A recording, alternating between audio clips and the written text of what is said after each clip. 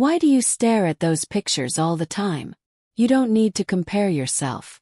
You are already beautiful, Sophia said to Gloria, who was admiring people's but online. But Gloria snapped. Easy for you to say, Sophia. People already love you the way you are. Nobody notices me. Nobody cares for me. I want more, I need more. Just take a good look at my flat ass. She stood by her mirror for hours, taking selfies in every angle, twisting her waist. Good. This is it. This is how I should be looking, Gloria said to herself, smiling.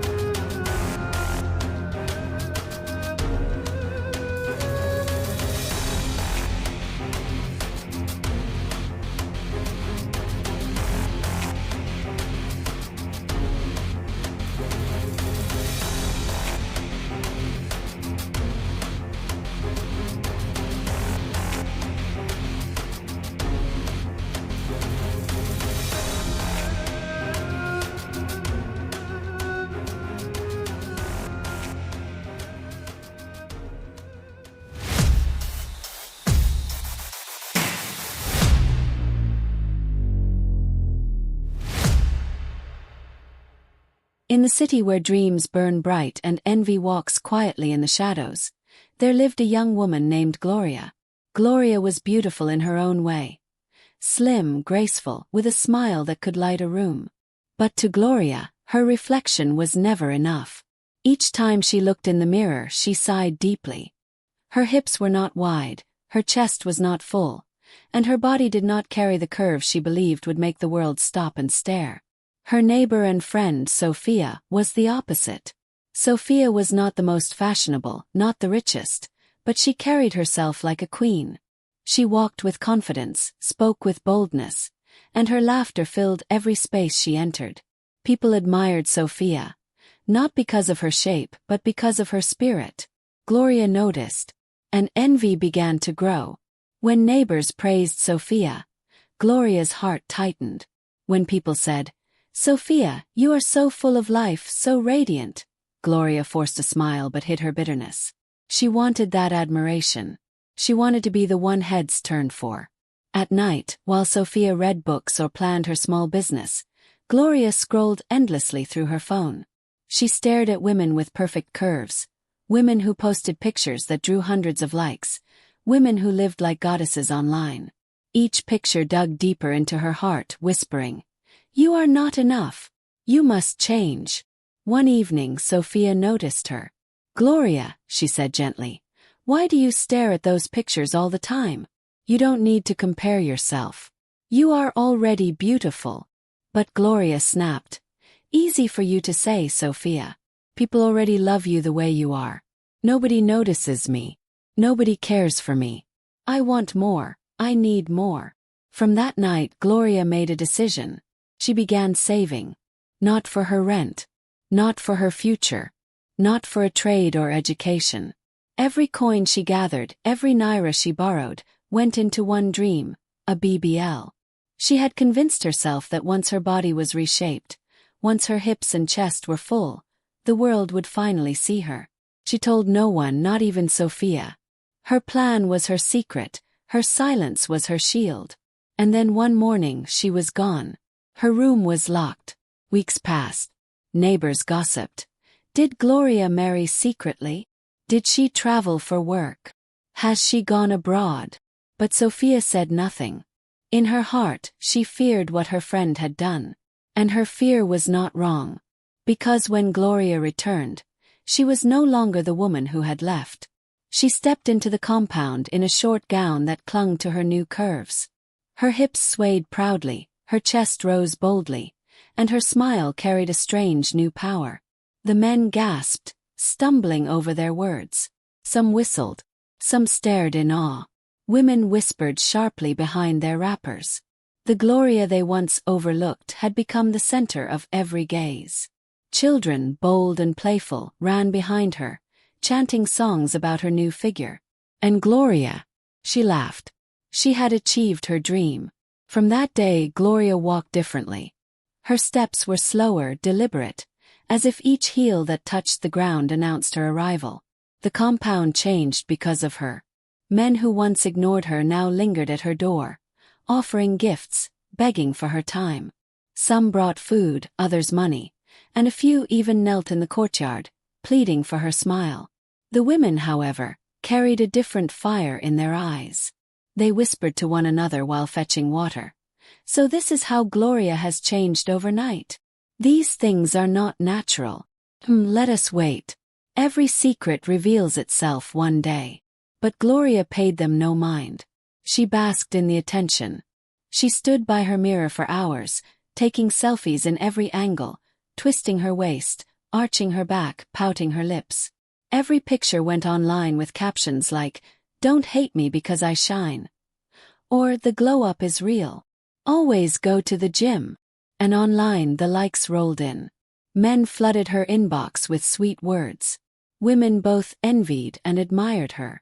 And Gloria smiled, finally convinced she had conquered the world. But Sophia watched with quiet eyes. She noticed how Gloria's laughter had changed. Louder, almost forced. She noticed how her once simple friend now ignored her completely. Sophia tried to speak, to remind her of who she once was. "Gloria," she said one evening as the compound gathered to share stories, "do you really think beauty is only in the body? Look at you. People see the outside, but do they know your heart? What is beauty if it comes with pain?" Gloria's eyes narrowed. Her voice was sharp. "Sophia, don't be jealous. Look at me. Men beg me, women talk about me. I am living the life you dream of. Don't spoil my joy." Sophia said nothing more. But her heart wept silently. For behind Gloria's boldness was a truth no one else could see. At night, when the lights were off and the compound silent, Gloria lay on her bed with her body trembling. Her back ached as though carrying a weight too heavy. Her waist throbbed with pain. Her legs felt weak. Sometimes she pressed her hand against her scars, whispering through clenched teeth, "It is worth it. It is worth it." Then she swallowed painkillers and drifted into restless sleep. By morning, she wore her mask again. Makeup, short gowns, heels, laughter. She stepped out as though nothing was wrong. But every day the pain grew worse. The more men begged, the more she forced her body to pretend. The more neighbors gossiped, the louder she laughed to silence them. She thought she was winning. But greed always demands more. One weekend, the city buzzed with excitement. A wealthy man was hosting a grand party, and everyone who was anyone would be there. Gloria knew this was her chance to shine, to silence every doubt, to prove to the world that she was not just another woman. She was the woman. She dressed in her boldest gown, a glittering piece that hugged every curve and shimmered under the light. Her makeup was flawless, her heels tall, her smile wide.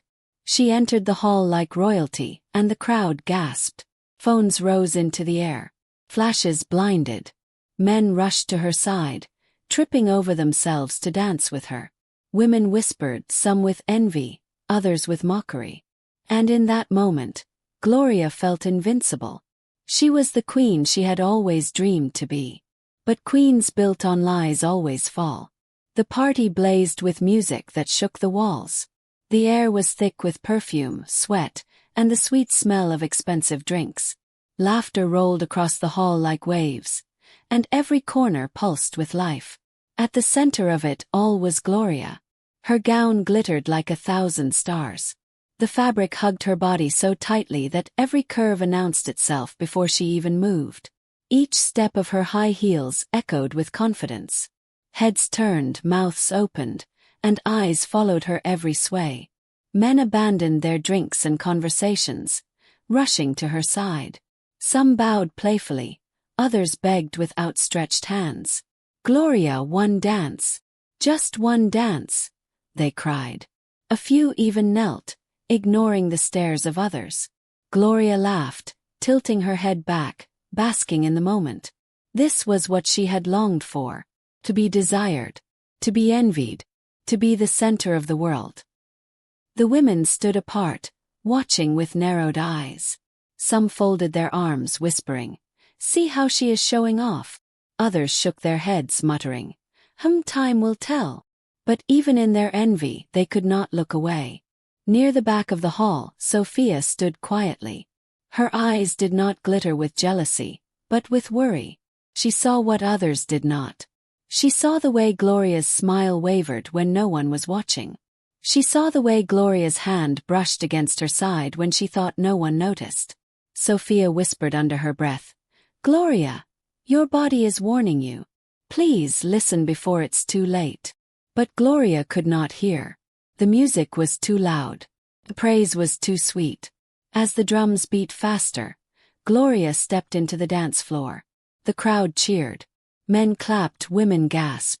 Phones flashed as people recorded her every move. She spun, she swayed, she laughed, moving as if she was made of fire. But fire burns brightest just before it dies.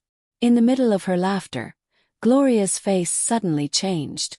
Her smile froze. Her eyes widened. A sharp pain shot through her body like lightning. Her steps faltered. She tried to hold herself, but her knees buckled. The music stumbled to a halt. A scream tore through the hall. Then chaos erupted. Glasses fell, chairs toppled, people shouted, "Gloria! Gloria!" She collapsed on the floor, her glittering gown crumpling beneath her. Her body trembling helplessly. Men who once begged to dance with her now scrambled to lift her. Women who whispered in envy now covered their mouths in shock. Some cried. Others whispered, "It has happened." Sophia rushed forward, tears filling her eyes. She dropped to her knees, lifting Gloria's head onto her lap. "Gloria, stay with me. Please stay with me," she cried. Gloria's eyes rolled weakly, her lips trembling. The pain was unbearable, her body fighting against her. Within minutes, neighbors carried her out. The party was forgotten. The music was gone. The only sound that mattered was the cry of fear and the rush of hurried feet. They placed her in a car, voices shouting, prayers rising. "To the hospital! Hurry!" Sophia held Gloria's hand tightly, whispering through her tears, "Don't leave me, Gloria. Don't leave. You will live. You will survive." The city blurred past the car windows. Lights, shadows, chaos. Inside, Sophia clutched her friend's hand as if her grip alone could keep her alive. At the hospital, doctors took her away. The doors closed. Hours stretched like years. Sophia sat outside, hands pressed together, whispering prayers. Finally, a doctor emerged. His face was grave. "Her body has rejected the surgery. Infection has spread. To save her life, we must remove everything." Sophia's heart broke. She nodded. "Do whatever it takes. Just let her live." The hospital lights were harsh and white, humming faintly above the quiet corridor. Sophia paced back and forth, her heart pounding with fear. Every second felt like an hour.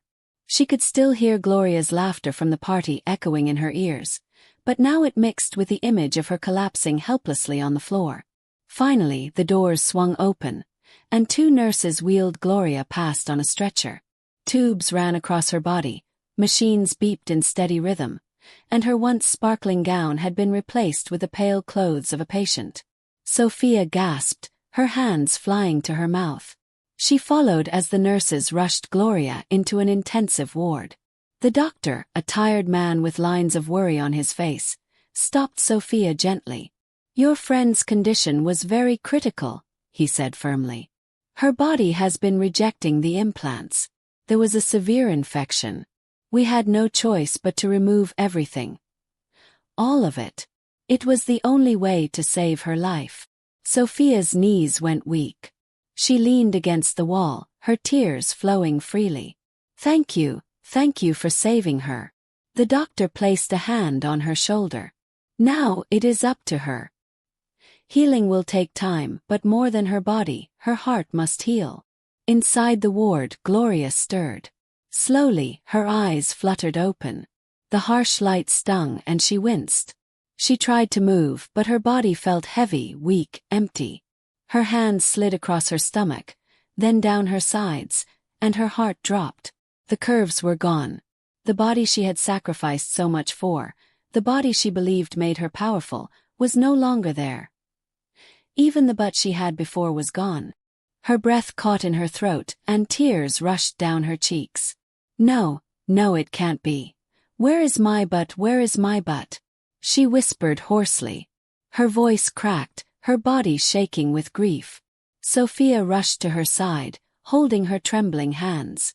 Gloria, you are alive. That's what matters. Please don't cry. But Gloria pulled away weakly, covering her face. I am nothing now. Look at me, Sophia. I am ruined. All those people who admired me, who bowed to me. They will laugh. They will mock me. Sophia shook her head firmly, her own tears spilling. Gloria, listen to me. They never truly loved you. They loved the lie. But I love you, the real you. And you must love yourself too. You don't need those curves to be enough. You have always been enough. Gloria's sobs filled the ward. For the first time, the weight of her choices crushed her. She remembered the nights of pain, the fake smiles, the envy, the lies. She remembered the laughter of men begging at her feet, and the whispers of women in the compound. All of it had led her here. Sophia hugged her gently, stroking her hair. This is your second chance, Gloria. Don't waste it. Love yourself the way you are. The words sank deep into Gloria's soul. And in that moment something shifted inside her. Days passed. Slowly, Gloria began to heal. The pain lessened, her strength returned. Nurses came and went, Sophia never leaving her side. For the first time in a long while, Gloria did not paint her face with makeup or wear short gowns.